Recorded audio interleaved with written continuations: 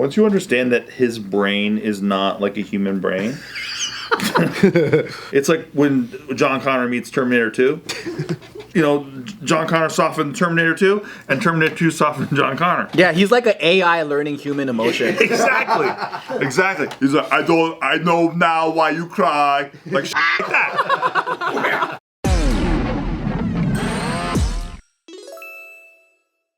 Welcome back to a very focused episode of Careful Boys. Today we're just going to talk about Bart. Oh, yeah. What about him? What do you want to know? What's some of your favorite Bart moments? You know what I miss that we had to stop doing? Was the Bart era. That was so funny. What was Bart? I think I was late for that. You got in right after. He used to do bits mistakenly often, but sometimes not at all, about how it seemed like he wanted to do stuff with kids. It was a total bit. No, it was so funny because he was a parent, right? He thought it was like, he was like, dude, it's funny because I'm a parent and no one would suspect that of me. But it's like, no, nobody knows you, so they don't get it. And they're seeing clips on places. There's no context. Yeah, but it's funny to us because we know him. But he was like, but you have to set it up that way. Where like people, they're in on the joke. But who in media even has enough context to make Only Bart would be like, that's a good, I should do that out of context and in context and everything.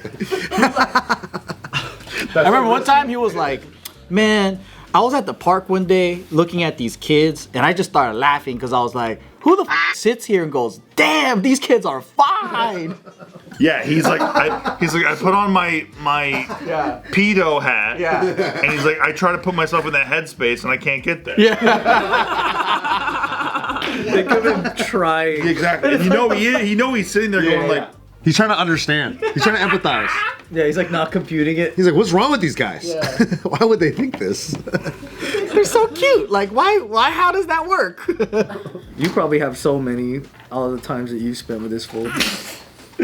I think it's like, it's one of those things where I'm so used to it, and he's probably so used to me, that nothing really, it's like, we don't think it's weird. Don't even notice it anymore. Until other people point it out, and you're like, oh yeah, but I'm just like used to it. once you understand that his brain is not like a human brain, it really helps a lot of things fall into place. You know what I mean? Because he is, by the way, in a way, he's one of the most human people I've ever met. Because like, since he had Taika, I see like, it's like when John Connor meets Terminator 2. John Connor, you know what I mean? For the first time he had a dad, but like he never knew what it was like to have a dad. So like Terminator 2, you know, John Connor softened Terminator 2, and Terminator 2 softened John Connor. Yeah, he's like an AI learning human emotion. Exactly. He's like, I know now why you cry. Like shit like that. Right? Whereas like when I met Bart, I think he didn't really understand why people cried, and he probably would have strangled like a cat in an alleyway just to see what it's like to kill something. Dude, my favorite thing ever is still the fact, like, and I know like most people probably know this because we talked about it, but we didn't really talk about it. But when Bart found out that his dad passed, and he still came here and some of us didn't know, and he still came and shot a full day, like right after finding out his dad committed suicide. And we made suicide jokes. We made hanging jokes. We did a suicide article that day. We did a couple. We did like 2 or 3. Nobody told the hosts, by the way. Yeah, we were making jokes about it, and he just sat there and participated in everything. And it didn't, no flags went off that I was like, oh, he's acting differently. And then after he was like, can I talk to you guys? And I was like, are we getting all fired? That's what I felt like. That's literally what I wasn't even here, but you told me about that. Yeah. I thought the channel was going to shut down. Yeah, I was like, oh, this is it then, huh? Yeah. And then he told us, and we were like, yo. And then just to think about that, like the fact that he came in the whole week. After a full day of shooting, then he tells us his dad just off himself. That's definitely my most memorable Bart moment. And I instantly, all I thought was like, dude, you sat through jokes about that? Yeah. Dude, Bart's a beast. For real. He's a savage. And that's only one example of many where he like, when I tell you like when there's a mission, he stays on the mission. For real. Like there's a lot of I mean, I think even Gio too, because you know her father passed, and they still came into JK News. Yeah. And then when there's just so many examples of, man, you went through some shit, and maybe you need some time. But he told me this is his therapy. Yeah. Because it gives him a break from all the pain when he comes here, and he's able to not bring that here. And for the moment, he goes back to the space where we're laughing, having a good time, and then he gets a little break from the pain of being sad and shit. Because he is crying his eyes off, when he's not around. Yeah.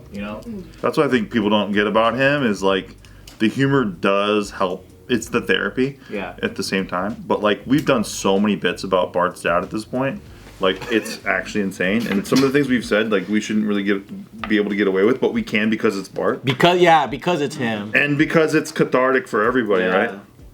So, yeah, I love that. But we know that that's what he likes. I know, exactly. He's a pain slut. 100% pain slut. But he's the one that would initiate it, too. That's what makes it okay. He starts it all the time. Yeah. What is he said last time about how we were what is it when how Bart's dad had passed, and we were talking something about finding who did it, and you were like, oh, so he's just gonna challenge a rope or something? Oh yeah. He was gonna something like that. Yeah, and like I said, you can't say that around anybody else but Bart. Good lord. And Bart's holding his belly.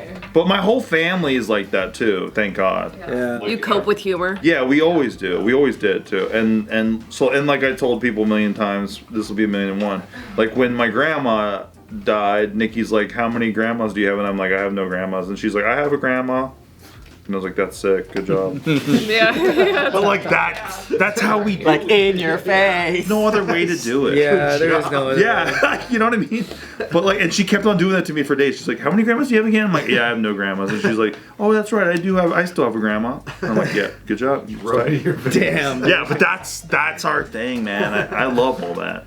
I wouldn't have it any. I think it actually makes it worse when someone goes, oh, I'm so sorry for you. Yeah. You must be in fucking agony. Yeah. Or And you're like, they try to I relate. wasn't, but what the fuck? You're making me hurt now. That's like the white ladies on Twitter about everything. Or they relate with a story of what happened to them, and it was really dark and deep, and it's like, no, please give me the joke. Yeah, Please give me the joke. I'll take the joke every time. Yeah, the first time when Anthony was trying to talk about your dad, and you were like, my dad's dead. And he was like, He didn't know what to do. I'm so sorry. Inside, I'm He's like popping and locking his way. He didn't know what to do. That was pretty good. Popping and You got good locking. movements, yo. Clean movements. Been practicing. I'll tell you something really funny that he used to do every fucking year. So when he was first dating Gio, and he talked about this years ago on JK News, he would keep forgetting that Gio hates mint chocolate chip ice cream. oh, But he loves mint chocolate chip. So he can't even understand that other people can't like it. And then so since every year he thinks that she loves it because he loves it, he would get her that and go, happy birthday! And then she's Getting like, it for himself. by year 5, she's like, fuck, I don't fucking like this shit. 5 years. Yeah. years to hold that in. And then, or it was year after year. It would literally be every year she goes, oh, I don't really like it. And he goes, oh, damn, all right. And he would forget, and he would get it again. and then every year it'll be like, I can see Bart though at the cake place being like, mint chocolate chip. yeah. I think because he forgets. It's like, man, what does she like again? Oh yeah, she like mint chocolate chip. But it's like, that's what you like, bro. And he would forget. And so he would keep getting it every fucking year. And I think one time Gio just blew up and he goes, man, why you so ungrateful, dude? What about the gesture? The gesture of forgetting. On year 5, you're done by then. Yeah. But I think what year 5. Year 5's a lot.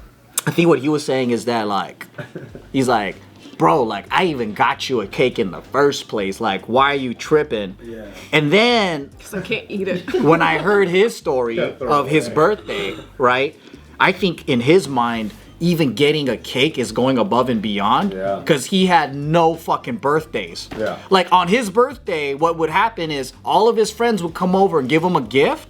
And then his mom would be like, all right, bye everybody. And then take the fucking gifts, put it into the garage so she could re-gift those for other kids so she could save money. They're fucking broke. My God. So she didn't want to go out. Like when Bart was invited to go to birthday presents, she would rewrap those gifts and send Bart off to go fucking. And then, so he didn't really have like birthdays in that sense. Torture. It's a good hustle Damn. No on cake, Bart's mom. Should we get Bart presents for his birthday? Nah. right? So then when he didn't know how to like operate like a normal birthday celebrator. Wow. So when he was getting her this thing, he already thought he was already going above and beyond the normal. Year one on Gio's birthday, they're like, I have a surprise. They're the Shaolin temple. They're the Buddhist temple. He's like, all right, we have a tour with the monks. You're gonna love this. I think like, you know when you meet someone's parents, you go, this is where you fucking got it from. I lived with his dad, and you know, his mom is like, I love her, dude. She is fucking hilarious. But like, I think it's one of those, it's funny to you, but not to the son. Because of how she just, dude, she'll come up with some crazy shit. Like, she somehow had it in her mind that I was an orphan, because she's never met my mom. that's right. Yeah. And she's never met my mom. Bart's met my mom, all this stuff. And then by the time she came around, I think my mom just moved back to Japan. And then so somehow she thought that I was abandoned since childbirth. I was on my own. And she was like, you poor thing. You could call me mom now. And I'm all like, I just met you, lady. What the fuck? And then she goes, it's okay. Like, I'm your mommy. You can say mommy. So even though you're reminding her that you have a mom, she's still not. I was like, I have a mom. No, yeah, I was like, it's okay. I have a mom. And then she goes, no. You've been abandoned. Like, literally, like, when she has an idea and it's set and this is her world, you can't talk her out of it. Damn. Sort of like Bart with business. Yeah. But then again, think about it, dude. Her heart is so big that she's out here trying to adopt me. And by the way, I'm like 19, 20 at this time. I'm not a fucking kid. You old. Tell her that. But not big enough Yeah. to where Bart can keep his presents. Yeah. 19, 20 years old. Ouch. So I'm just like, dude, you're okay. I guess I'm your son. And she goes, you could call me mommy now. You could call me mommy. You call me mommy next time. Like, I was like, all right, the fuck. Is she really as like nuts as he makes her sound? Like socially, is she like? Does it trip out the like? You can detect that she's kind of.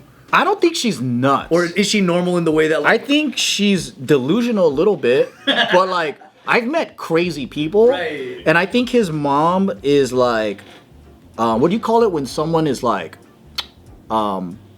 they get something in their head and they just believe that and like stubborn. Yeah. So she's like, she really believes something. That's all that exists, but it doesn't seem too off. Right. It's just a little like exaggerated, like my situation. Yeah. I can see how it kind of rolled into that idea of like, oh, your mom went back to Japan. Oh, well, you must have been abandoned.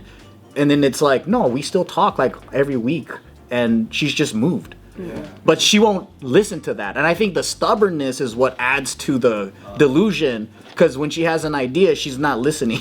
Yeah. You know how it's usually the opposite? Like when someone's, like if I was describing my parents and I make them sound crazy, when you meet them, you'll be like, they seem fine. Yeah. But then like some dudes who just be like, oh, my mom's the best. And then you meet them and they seem like a stage mom or some shit, like too much. Yeah. It's like the opposite usually. That's like my nieces and nephews when they meet my dad, or when they're like loving on my dad. I'm like, you don't know who this man used to be. You don't know. You haven't seen what he's done. Yeah. Oh, it's like Bart's dad with Taika. Oh yeah, He was exactly. Like, what the hell? That's the thing about Bart, though. I think of all the people that I know, I think if Bart wanted to, he could just fucking take over the world. Like he could be as big as like someone like The Rock if he really wanted to. But for whatever reason, he's reserved enough to not do that. You know what I mean? Thankfully. Yeah. Like you're talking about, like he could be an egomaniac and He like, could dude, no. I yeah. mean, he could really. He could. I think deterministically do whatever the fuck he wants. Like if he wanted to, he could be like as big as somebody like The Rock if he really wanted to. You know what? Actually, surprised me recently. He told me that we all have this image of him being this like super disciplined guy, right? And he told me that it's only in fitness that shows up. So he goes, if I didn't have you guys to be like on top of something and feel obligated because I don't want to let you down, he goes, like, everything that I've pursued on my own, he goes, I get bored or like I don't stick with it. And he goes, there's a lot of things that maybe I've dabbled into, but he goes, I just don't have the discipline for it. So he's like, this image that you guys have of me, it's only because of fitness I've just been so diligent with that one thing.